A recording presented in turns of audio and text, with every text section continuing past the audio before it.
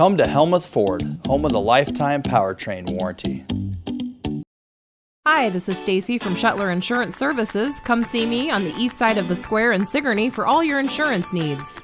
Gordy and Debbie present Country Legends at the Watch Your Opera House in Watch Your, Iowa, this Friday, June 6th from 7 to 9 p.m. Find more information at GordyandDebbie.com. Tickets are $30 for adults, $15 for 18 and under. You can also purchase at the door or online at WatchYourOperaHouse.org. Go on a nostalgic musical journey as Gordy and Debbie present Country Legends this Friday from 7 to 9 at the Watch Your Opera House. A new event is happening in Hedrick, Iowa. Hedrick Shop and Rock the Block on Friday, June 6th from 4 to 8 p.m. on Hedrick Main Street. Your first stop is at the Hedrick Bank office of South Ottumwa Savings Bank to get your shopping bag and then check out all the great vendors. Plus, there's live music from 4:30 to 7:30. Bring your favorite people, your lawn chairs, and let's make it a night to remember in Hedrick. Enjoy live music, local vendors, food trucks, and fun. It's the Hedrick Shop and Rock the Block, Friday, June 6th. Hi, I'm Brenda Pape, owner of the Unique Salon here in Oskaloosa, Iowa, and we are hiring a hairstylist.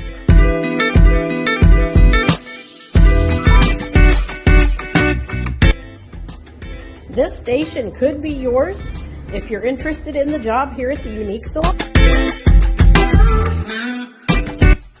We have openings for a commission-based stylist or even a rental stylist. So if you're interested, please get back to me at the Unique Salon, 673-4969. Thank you.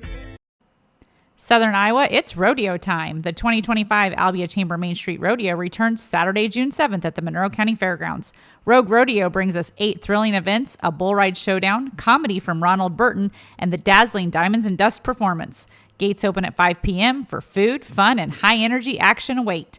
Tickets on sale now at albiachambermainstreet.org. Adults $15 in advance, $20 at the gate. Kids only $10. Saddle up for a night of tradition and thrill. Don't miss it. Jace Race 2025 is Saturday, June 7th at the North Mahaska Junior Senior High School in New Sharon. The 5K starts at 8 a.m., followed by the 1 mile fun run. To sign up, use the links on the North Mahaska Education Foundation's Facebook page. Pre-registration guarantees you a t-shirt, but you can also sign up the day of the race. There will be some giveaways and first-place prizes. In memory of Jace Carrico, who passed in 2008, the Carrico family appreciates the community's support. If you want to know what the weather was like 100 years ago, an old tree stump can tell you. Hi, I'm Jody Hinkey. You can learn a lot about the past by reading the rings of a tree as you're living the country life. Living the Country Life. Ideas and inspiration for your place in the country. You can find more information on today's topic and from previous shows by visiting us online at livingthecountrylife.com. We'll return to the show after these messages. Check out our full lineup of Successful Farming podcasts. The Successful Farming podcast goes in-depth into the topics that affect farmers and ranchers. The 15 Minutes with a Farmer podcast offers a quick conversation between an editor and a farmer. The SF Shorts podcast offers bite-sized interviews about agricultural topics. And the SF Daily podcast covers commodity markets, weather, and the big things happening in agriculture each morning. Search for Successful Farming wherever you download your podcasts. If you're looking for ideas and inspiration for your place in the country, register for the Living the Country Life newsletter. You'll receive helpful tips and information about a wide variety of seasonal topics, including pets, livestock, gardening, machinery, and more, delivered straight to your inbox twice each month. Sign up for your newsletter today at agriculture.com.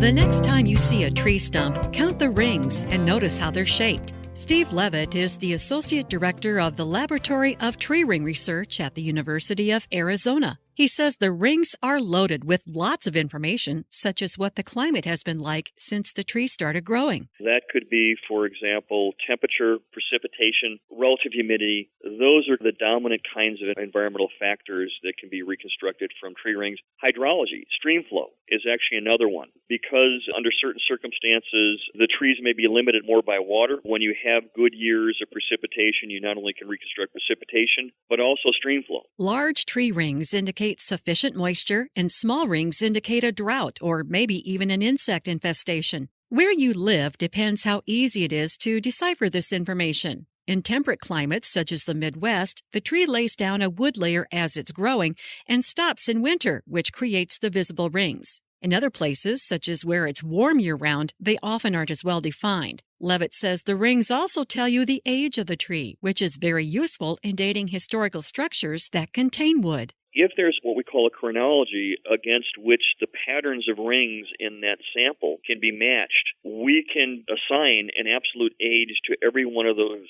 rings that are in the sample, and we can determine what the outside ring is. So we can determine, in fact, what year the wood was cut in order to construct whatever that archaeological structure is. Each ring usually equals 1 year, but Levitt says in a stressful environment, a tree may not lay down rings in a given year. Learn more about reading tree rings at livingthecountrylife.com. I'll see you in the country.